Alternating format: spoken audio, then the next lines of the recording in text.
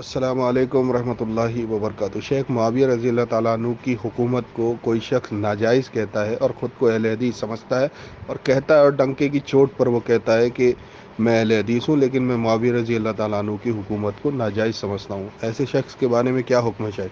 السلام علیکم ورحمۃ اللہ۔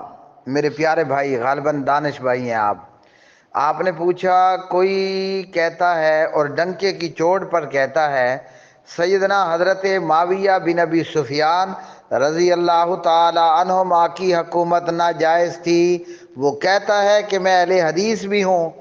میرا مشورہ یہ ہے کہ اس کا فوری طور پر ڈی این اے چیک اپ کیا جائے۔ میرے خیال میں اتنا جواب کافی ہے میرا۔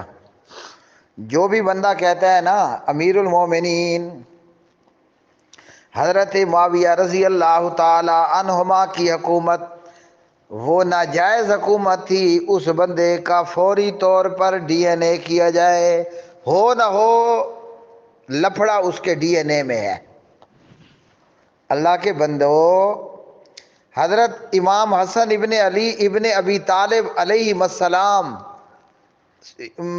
میرے الفاظ میں کہہ لو کہ ڈش اور ٹرے میں رکھ کر حکومت معاویہ رضی اللہ عنہ کو سپرد کی، تو اس کے بعد بھی اگر کوئی امیر معاویہ رضی اللہ عنہ کی حکومت کو کہے کہ یہ ناجائز حکومت ہے، کچھ بھی نہیں کرنا، فقط اس کا ڈی این اے کروا لیں۔